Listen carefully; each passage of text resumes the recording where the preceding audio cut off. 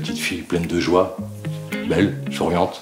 Un jour, je me suis dit, mais t'es pas cette personne-là, ton corps, c'est pas le tien. C'est pas parce que j'ai rien entre les jambes ou que j'ai toujours une poitrine que je ne serai pas un homme.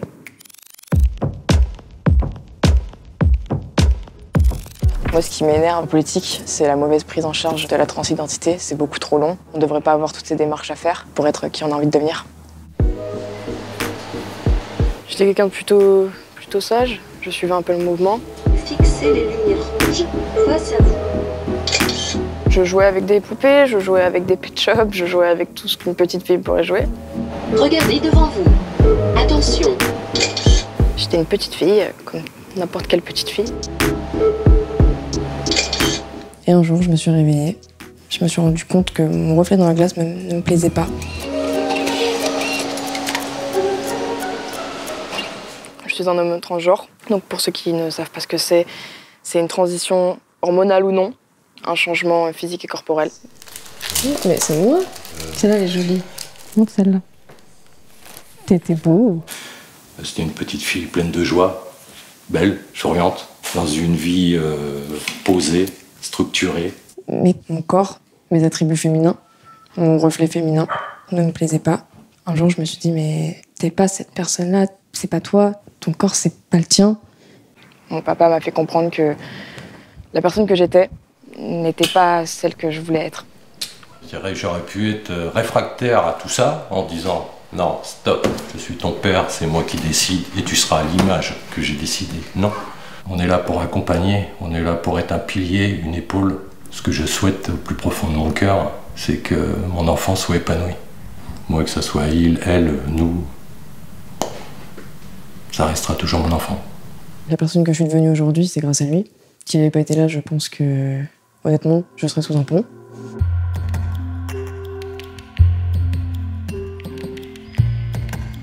J'ai commencé à faire un changement radical dans ma vie.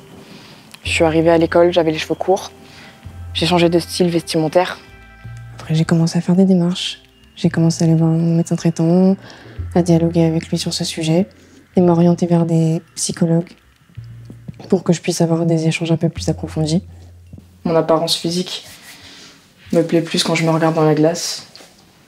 Je trouve que j'ai beaucoup changé, que j'ai fait énormément de parcours jusqu'à maintenant. Après, il manque quelque chose. J'aimerais ne plus avoir ça. J'aimerais plus avoir de poitrine. Et à mi-chemin. C'est encore en processus. Ensuite, il y aura la phalloplastie. Donc, c'est la création d'un pénis. Et du coup, ça, c'est relativement cher. Donc, pour le moment, c'est pas d'actualité. Mais je pense qu'un jour, d'ici peut-être une dizaine d'années, ça se fera. Moi, je cherche juste à me plaire à moi-même. Que je sois hormonée ou non hormonée. Que j'ai fait ma mammectomie ou ma phalloplastie. Je cherche juste à me trouver moi-même.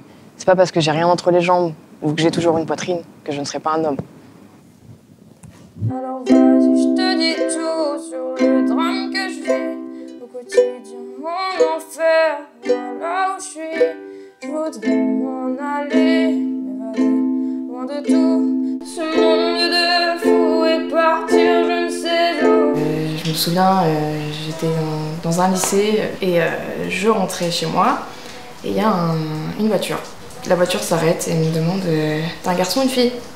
Donc moi, je réponds pas. Je fais comme si j'avais pas entendu. Et cette personne-là s'arrête en me répétant la question, en me demandant t'es un garçon ou t'es une fille? Je lui dis écoute, je suis un garçon. Et la voiture m'a foncé dessus. J'étais en roller, j'ai foncé dans le mur. Je suis rentrée les deux bras retournés.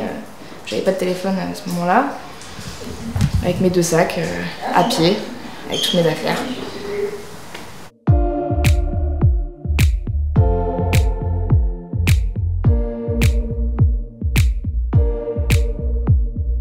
Vers la première, il fallait qu'on le dise il, que pour lui c'était un homme. Et on l'a accepté assez rapidement. Après le temps d'adaptation, c'est vrai que c'était un petit peu compliqué. On avait toujours des petits oublis, on disait Léana ou elle. Forcément, dans les débuts, vu qu'on l'a connue femme avant, c'était un peu difficile, mais maintenant ça va. Moi, j'avais capté et à la fin, il m'a dit peut-être qu'au final, je sens que je suis homme. Et je lui ai dit, mais si tu te sens homme, je lui ai dit, crie-le sur tous les toits. J'ai dit, qu'est-ce que tu t'en fous en fait de la vie des gens? Je me suis sentie beaucoup mieux, beaucoup plus extravertie. Je pouvais beaucoup plus m'ouvrir au monde et donc aux personnes qui m'entourent, que ce soit ma famille, mes amis, le social quoi. J'ai eu beaucoup plus de facilité à aller vers les gens. Ma question pour les candidats à l'élection présidentielle est la suivante. Quels moyens comptez-vous mettre en place concernant la prise en charge des personnes transgenres ?